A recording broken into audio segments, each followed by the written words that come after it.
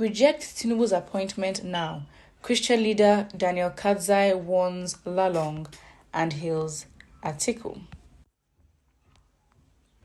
A former national president, youth wing of the Christian Association of Nigeria, and co-chairman of Interfaith Coalition Conference, Engineer Daniel Kadzai, has told Governor Simon Lalong of Plateau State that it would amount to a betrayal of his Christian faith if he accepts the appointment to work as the Director General of the Bola Tinubu Campaign Council.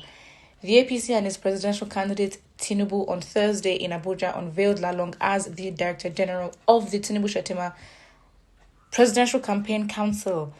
The chairman of the party, Abdullahi Adamu, also named Minister of the State for Labour Festus Keyamo as the spokesman of the campaign team. The campaign team was also brought to the presidential villa Abuja, where Buhari met with them. Speaking in a Daily Post at the weekend, Kadzai wondered why Lalong should belittle himself to accept the appointments to campaign for a party and a presidential candidate who rated him as incompetent to stand as presidential running mate and opted for a same-faith ticket instead. According to the former Christian youth leader, Lalong will not be allowed to campaign in churches or meet with Christian stakeholders if he accepts the appointment. Furthermore, the Adamawa-born Christian leader hailed the presidential candidate of the PDP, Alhaji Atiku Abubakar, for appointing a northern Christian barrister Daniel Bala as the spokesman of his campaign organization and another Christian, Dino Melaye, as the spokesman. Wow. Okay. The problems are just too much. It's just too much. Because why this is so... Going back to the core of this issue, really, identity shouldn't matter. But we should be very much realistic of the kind of country we're in and the diversity of identity and mindsets, or not even mindsets, but the diversity of the people that are in the country. Because again, the way they say it is a game of numbers. So you appeal those with the numbers so you can get the votes to get there. It's simple. In simplified terms, that's basically their logic, which would inform their decisions, right? Fantastic. But now this is a problem because now we leave the conversation of competence and the person's character, and we are assuming, or we tend to fall into the thought that maybe their identity would give some sort of substance to their character. Because now the fact that whoever you choose is a Christian and you interpreting it as, oh, you are now incompetent, is running around and just gaining too much relevance. Well, irrelevant relevance, because it doesn't make any sense. Just because you are a Christian does not automatically just make you better because of the title. We are looking at your character, which, if anything, should be the same across all religions, and they should all uphold the same thing. So it's not that you being a Christian would guarantee that, oh, you would have certain character traits that, you know what, makes you being more deserving of your position. It's not that. Maybe, yes, your character can be shaped by Christian values. Fantastic, great. But it takes even more than that and more, to be competent and deserving of a position in office. So now the conversation has become very much fruitless and unproductive, and it's very bad because it does show the kind of mindset that, the people in leadership, and even in this case,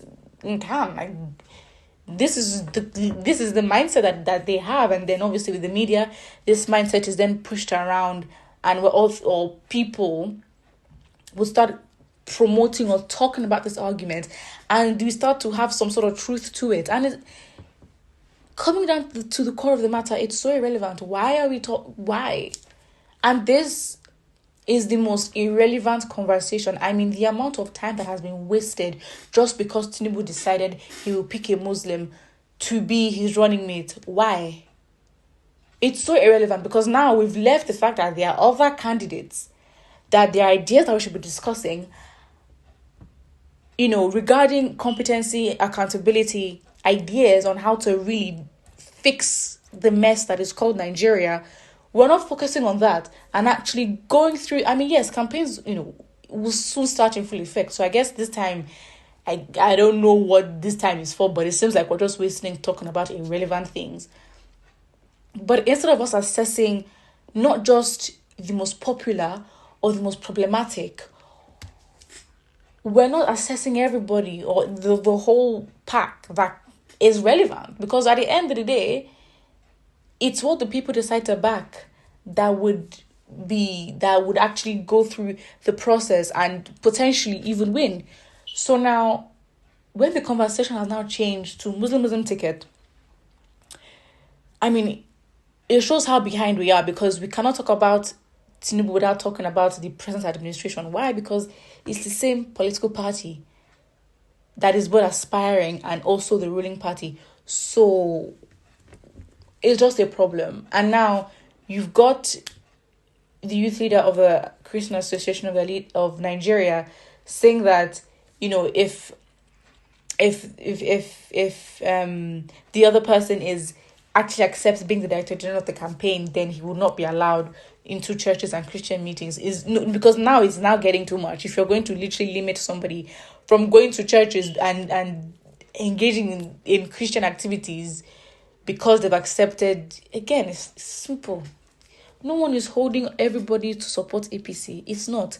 Really, as they say, it's a game of numbers. Really, the people you should be speaking to is those that, if you want to convince anybody of, not following the party, it should be the people, the numbers that they say would guarantee their win. You need to go and speak to them, because really, this is so irrelevant. Why? We've left the importance of the conversation, and now you're threatening and saying that if you accept to be the Director General or Lalong, if you accept, then you know what, you are going to be excluded from events, and you will not be allowed to campaign in churches or meet with Christian stakeholders. What? And this is the problem, because now in the Christian community, it turns into a whole debate, which as it should, because everybody's involved in this political process. But essentially now, the conversation is now remained very, very foolish, to be honest. And Nigerians would actually have to be intentional to engage in certain conversations, because something like this is so relevant, so tiring, it is boring, time wasting. And yes, there's relevance to discussing the issues that the Muslim ticket brings, but if anything, you analyzing and seeing the problems with this ticket and seeing that APC will not do anything about it, then it should already be a red flag to be like, you know what I want is not in this party, so you focus on somewhere else. It's as simple. So the more you discuss, or people are discussing about how the Muslim ticket is bad, it should literally be giving you the red flags and justifying the reason why, even why you should not support the party. Now you have decided, because it's like you really want APC to do the right thing and support APC. Because if you don't have time and you really want to get the best for yourself and for everyone else in the country, you would focus on somewhere else, because the conversation is getting very dead, very boring, unfruitful, and it's wasting time.